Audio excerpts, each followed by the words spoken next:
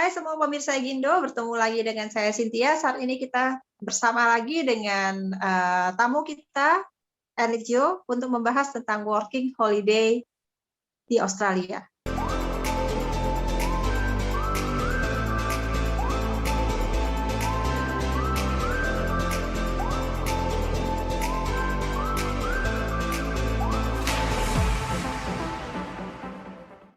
Ayo kita bicara dengan Eligio.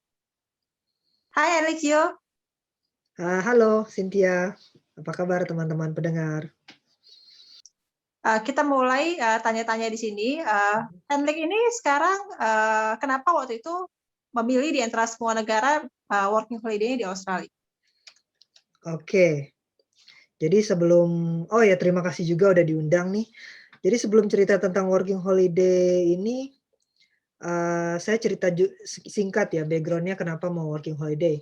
Jadi waktu itu saya statusnya masih sebagai karyawan swasta di Jakarta dan udah 3 tahun bekerja di perusahaan yang sama, dan di situ saya mulai merasakan kayaknya ini sindrom generasi milenial ya. Punya titik jenuh setelah beberapa tahun bekerja di perusahaan yang sama, dan itu saya rasakan setelah 3 tahun. Jadi setelah 3 tahun itu saya mikir-mikir, apa yang bisa dilakukan yang bisa membuat saya refresh gitu, keluar dari kerjaan yang saya geluti pada umumnya. Dan singkat cerita saya menemukan yang namanya working holiday Australia. Jadi working holiday ini adalah sebuah visa khusus untuk orang muda usia 18 sampai 30 tahun. Saya lupa, seingat saya sempat ditingkatkan jadi 35 tahun, tapi saya lupa itu sudah resmi atau belum. Tapi waktu saya apply itu cuma maksimal 30 tahun. Terus ini kesempatan buat saya buat cari tahu tahun 2016 waktu itu. Dan beruntungnya waktu 2016 itu ada teman-teman alumni working holiday yang pulang ke Indonesia dan mereka sharing dengan teman-teman di Jakarta waktu itu. Lewat acara tersebut saya jadi dapat informasi cukup banyak langsung dari alumninya gitu. Dan saya juga bisa tanya-tanya langsung sama mereka setelah acara. Dan saya jadi lebih tahu working holiday itu adalah visa yang memungkinkan kita untuk bekerja dan berlibur. Jadi selain jadi turis, bisa sambil kerja juga buat mendanai dana liburan kita. Beberapa dari yang ngambil working holiday ini juga ada yang menjadikannya bukan working holiday lagi, tapi jadi working hard visa. Jadi mereka benar-benar memanfaatkan kesempatan 1 tahun bekerja dan berlibur di Australia ini, 90% itu buat kerja, 10%-nya buat jalan-jalan.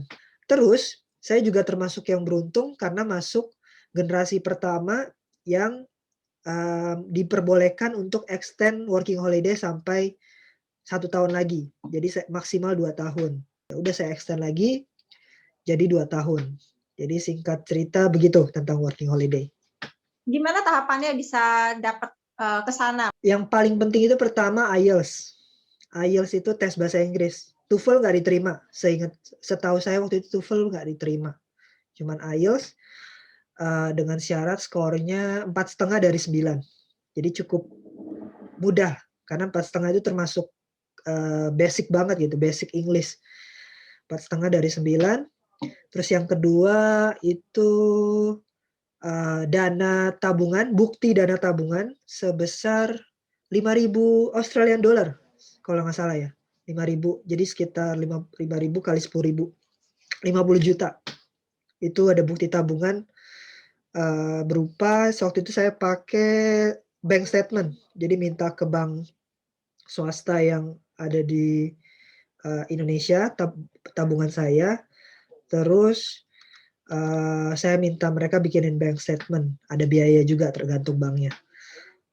Dan dalam bahasa Inggris jangan lupa karena ini Australia bukan Indonesia. Terus yang ketiga yang paling penting itu ini yang paling penting dari pertama IELTS, kedua bank statement, ketiga surat sakti. Kenapa disebut surat sakti? Karena tanpa surat ini pasti ditolak buat apply visanya. Surat sakti itu surat dari imigrasi Indonesia. Jadi begitu kita udah melengkapi semua syarat, kita harus apply ke imigrasi Indonesia. Nanti ada schedule-nya biasanya dari website imigrasi. Itu dan mau gak mau buat yang di luar Jakarta mereka harus datang ke Jakarta karena cuman seingat saya waktu itu cuman ada di Jakarta buat wawancara dan bakal ditanya kita mau ke Australia tujuannya buat ngapain, terus bukti tabungannya mana, terus IELTS-nya mana. Jadi 2 syarat pertama tadi harus dilengkapi sebelum ke imigrasi. Nah, begitu kita dapat jadwal wawancara, kita sudah daftar dapat jadwal wawancara, beberapa minggu kemudian kita dapat surat dari Imigrasi Indonesia dan yang akhirnya jadi menutup semua persyaratan yang diperlukan buat apply working holiday visa. Jadi setelah 3 syarat utama itu terpenuhi plus syarat-syarat lainnya kayak fotokopi KTP, fotokopi paspor, KTP kayak nggak perlu, paspor aja. Paspor, terus bukti ijazah. Oh ya, jadi working holiday saya lupa juga syaratnya itu minimal D3. Harus udah kuliah. Entah lulus atau belum lulus, tapi syaratnya kita harus sudah kuliah. Jadi buat yang lulusan SMA, mohon maaf, belum bisa apply buat working holiday. Saya ingat saya, itu tahun 2016 ya. Mungkin sekarang bisa berubah. Nah, biar tahu update-nya, saran saya itu cek grup Facebook, namanya Working Holiday Visa Indonesia, atau ya WHV Indonesia. Itu di Facebook ada grupnya dan di situ banyak banget informasi yang bisa teman-teman dapat soal working holiday. Dan ketika semua syaratnya terpenuhi, barulah kita bawa semua dokumennya ke Embassy Australia, nggak perlu lewat VFS. Jadi ke Kedutaan Besar Australia di Jakarta, terus bawa semua dokumennya, submit, udah tunggu kira-kira 1 minggu atau 2 minggu nanti dapat notifikasi lewat email dan SMS juga kalau visanya udah jadi dan bisa diambil lagi dokumennya dan bukti visanya elektronik seingat saya, jadi tinggal di print aja, dikasih PDF-nya. Begitu kira-kira panjangnya. Oke, ya kita ingin tahu juga ini, kan tadi udah ada tahapan-tahapannya ya. Terus ada kesulitan nggak melalui tahapan-tahapan tersebut? Kesulitan.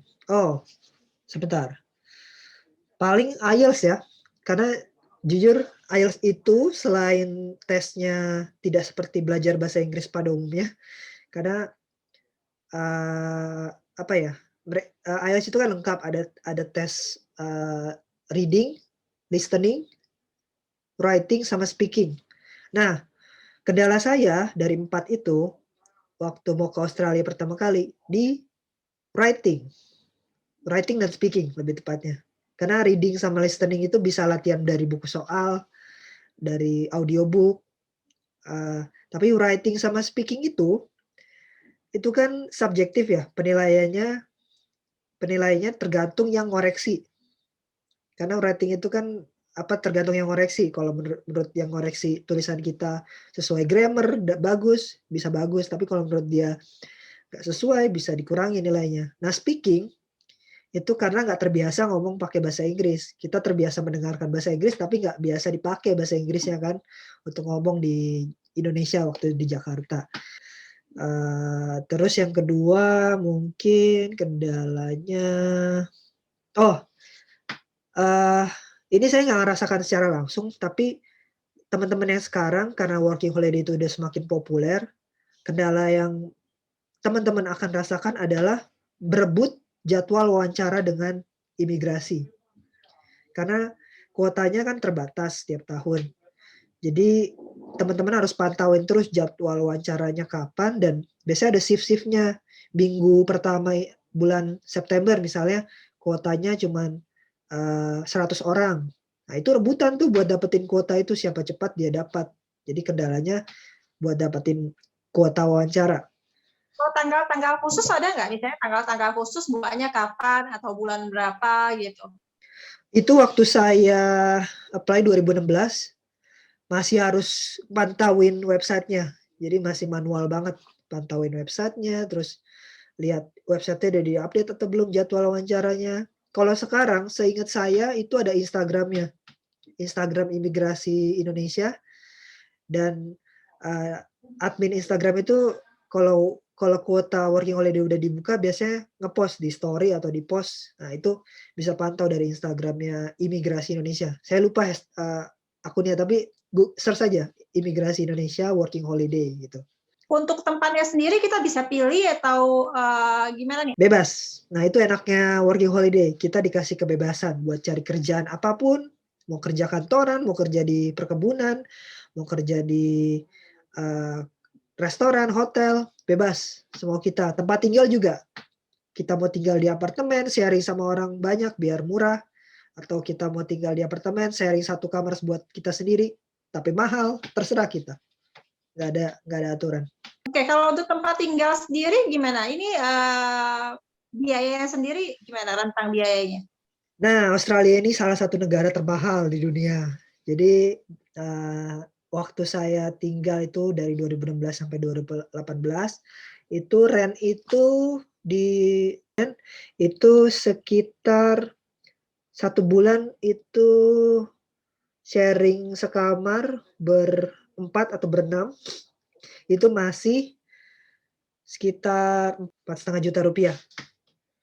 Nah, kalau mau sharing kamar privat sendiri, itu bisa 2 kali lipatnya. Bisa hampir 10 juta 1 bulan, hanya buat sewa kamar. Jadi Australia itu mahal banget, dan itu beda-beda ya, itu yang harga tadi saya bilang itu di city center. Kalau tinggalnya jauh dari kota ya bisa lebih murah. Terus Nutup nggak nih sama pekerjaannya? nutup banget. Kerjaannya sama dia itu nutup nggak? Nutup banget, selama kerjanya 38 jam seminggu ya, nutup banget. Karena dengan, 1 bulan di Australia itu dengan kerja full time, kerja cuci piring aja, itu bisa dapat 30 juta sebulan, at least. Jadi saving-nya banyak kan, dari sewa kamar yang sharing tadi misalnya sendiri atau sharing, itu masih ada saving sekitar 20 jutaan kan. Gitu. Saat 2016 itu minimum penghasilan berapa di sana Australia dolar yang bisa didapatkan? Waktu Untuk yang saya working holiday. tiap tahun naik ya.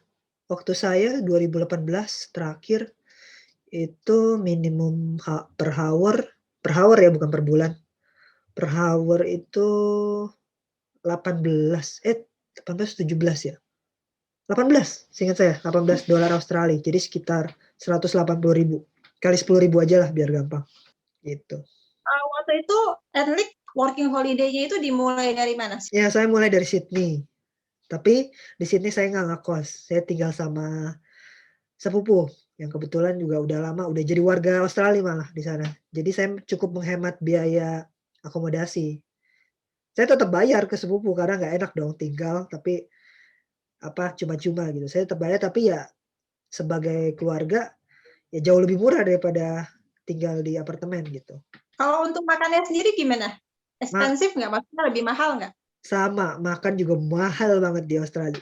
Makan itu sekali kenyang bisa 100.000. Yang kenyang ya. Kalau yang misalnya emang mau hemat banget ya bisa sih dapat 50.000, tapi ya itu mungkin either restoran yang emang khusus mahasiswa, khusus student, atau surprisingly KFC murah di Australia. KFC itu makanan student malah. Jadi harga sering banget di KFC itu. Ya jadi di Australia itu sering banget promo buat KFC. Jadi misalnya tiap hari Selasa itu Fast food ya intinya ya, fast food berarti ya. Fast food ya, fast food-nya malah murah di sini. Tapi nggak sehat ya fast food. Terus bisa promo. Jadi misalnya $10 bisa dapat berapa, 1 box gede chicken gitu. Itu bisa buat berhari-hari tuh buat student, ngehemat makan, tinggal masak nasi sendiri aja. Tapi ya kalau mau makan normal ya itu sekitar $7-10 yang benar-benar full meal ya, dapat makan nasi sama lauk sama daging misalnya gitu. Jadi mahal makanan. Kalau mau hemat ya harus belajar masak di sini di Australia. Kalau untuk transportasi sendiri untuk pergi ke tempat kerja. Transport juga saya lupa bilang, mahal juga. Jadi sebenarnya Australia itu apapun mahal. Tapi selama kerja di sana, tertutupi semuanya. Jadi sesuai sama gajinya. Gaji tinggi, biaya hidup juga tinggi. Nah, untuk saya untuk kerja itu waktu di Sydney ya, saya kerja di city center. Tapi saya tinggal sama sepupu saya di suburban. Artinya daerah Mhm. apa ya, bukan kampung juga sih, pokoknya jauh dari kota, suburban kan. Tiap kali saya ke tempat kerja di city center, itu harus pertama dari rumah sepupu naik bus ke stasiun, Mhm. di stasiun naik kereta, nah sampai Mhm. city center saya transit lagi dari kereta pindah ke tram. Terus jadi mau nggak mau saya subscribe, bayar yang per minggu atau per bulan ya? Per minggu seingat saya. Saya bayar per minggu sekitar 500.000 buat transport ya. Tapi itu hemat banget karena di Sydney saya top up sekitar segitu. Karena estimasi saya biaya segitu. Tapi di Sydney enaknya tiap kali kita udah pakai transport ngetap kurang lebih 10 kali dalam waktu satu minggu, selanjutnya itu diskon 50% atau gratis, saya lupa. Seingat saya diskon 50%. Jadi apa kalau yang rutin misalnya Monday to Friday komuter ya, sehari berarti 2 kali kan, pergi sama Mhm. pulang. Jadi dalam 5 hari kerja itu at least udah dapat bonus. Jadi di hari Sabtu dan Minggunya jadi diskon 50%.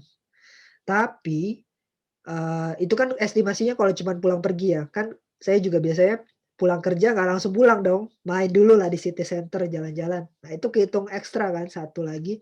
Jadi kalau sehari bisa 3 kali tap, hari Kamisnya udah kemungkinan bisa dapat diskon. Dan yang paling enak lagi hari Minggu. Minggu itu di Sydney, pakai kartu Opal, kartu kartu transportasinya Sydney, $2 Australia sekitar 20.000 ya, itu buat seharian. Jadi kalau kita udah nge-tap $2, tap selanjutnya gratis. Itu ngebantu banget buat orang-orang di Sydney buat jalan-jalan di hari Minggu.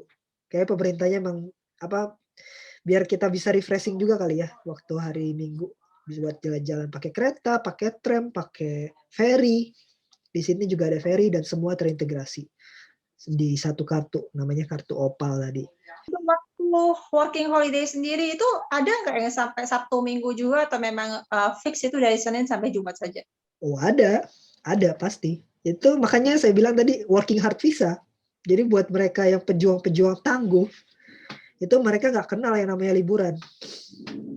Senin sampai Minggu gaspol, kerja, kerja, kerja. Dan kenapa mereka mau kerja di weekend? Karena di Australia, kerja di weekend itu gajinya lebih tinggi daripada kerja di weekdays. Jadi mereka yang dapat shift di hari Sabtu, hari Minggu, itu rate-nya bisa 1, sekian, 1,5, 1, ya pokoknya lebih tinggi daripada gaji di weekdays. Makanya banyak banget yang mereka senang kalau dapat shift di weekend. Untuk di Sydney atau tadi kan Andik cerita ya ada kerja di Sydney dan Melbourne. Itu ada perbedaan salary-nya atau gaji yang ada di Sydney lebih tinggi daripada di Melbourne? Seingat saya gaji minimumnya berlaku nasional ya, seluruh Australia dimanapun itu. Tapi ya itu benar yang dibilang Cynthia tadi, tergantung tempat kerja juga. Jadi kalau emang tempat kerjanya punya standar gaji buat misalnya yang belum ada pengalaman, ya mungkin dapatnya minimum gitu. Minimum atau harusnya dapatnya minimum ya, karena kalau di bawah minimum ilegal dong. Pekerjaan yang seperti apa itu minimumnya udah berapa? Jadi Sydney Melbourne relatif sama. Nah saya juga mengalami yang namanya kerja di remote Australia, daerah yang nggak banyak penduduknya, yaitu di Darwin, di utaranya Australia. Sepengalaman saya di Darwin itu karena penduduknya sedikit, kompetisinya jadi sedikit kan. Orang yang nyari kerja di sana lebih sedikit. Itu secara tidak langsung menaikkan standar gaji. Jadi teman-teman yang kerja di Darwin itu relatif lebih tinggi gajinya per minimum salary-nya dibanding di Sydney dan Melbourne. Jadi tapi itu juga berpengaruh ke harga grocery. Grocery di Darwin juga relatively sedikit lebih mahal daripada di Sydney atau Melbourne karena masalah distribusi. Kalau tadi yang saya bilang 30 juta per bulan itu ya cuci piring ya. Tapi kalau misalnya saya bandinginnya sama apa ya? Sama yang profesional ya, itu jauh beda. Yang profesional itu kayak misalnya jadi programmer atau data scientist, data engineer di Australia, itu mereka nggak per jam lagi gajinya. Gajinya ya tetap fix per bulan atau per tahun. Mereka punya annual salary ya, buat yang kerja profesional, dan itu bisa 1,5 kali lipat atau 2 kali lipat daripada yang kerjanya per jam, karena mereka hitungannya gajinya per bulan, dan jam kerjanya mungkin bisa fleksibel buat yang kerja kantoran. Nah, saya bandingin lagi sama yang kerja di farm, di perkebunan. Nah, yang kerja di perkebunan ini benefitnya double ya. Selain jam kerjanya banyak, terus relatively gajinya juga cukup tinggi, dan semenjak pandemi ini juga saya sempat baca berita itu disubsidi sama pemerintah biar orang-orang Australia dan orang-orang pendatang mau kerja di farm itu disubsidi yang punya perkebunan buat ningkatin gaji pekerja di perkebunan. Benefit keduanya itu kalau kerja di farm itu nggak usah pusing tempat tinggal. Namanya kerja di farm itu pasti kerjanya di remote, jauh dari kota. Nah, itu pasti disediain sama yang pemilik perkebunannya buat tempat tinggal pekerjanya. Dan itu ada yang bayar, ada yang gratis. Tapi misalkan dapat yang bayar pun, itu ngehemat banyak hal karena biasanya makanan sudah di-provide dari sana. Terus kita nggak bisa kemana-mana. Temennya itu lagi, jadi bonding sama teman-teman yang kerja di kebun itu dapat banget karena 24 jam ketemu dia mulu. Terus kalau nggak punya mobil nggak bisa kemana-mana kan, jadinya nggak ada hiburan. Jadi kita uang yang biasanya buat nonton bioskop, nonton konser, nonton apa lagi lah, itu nggak kepake karena nggak bisa kemana-mana di perkebunan.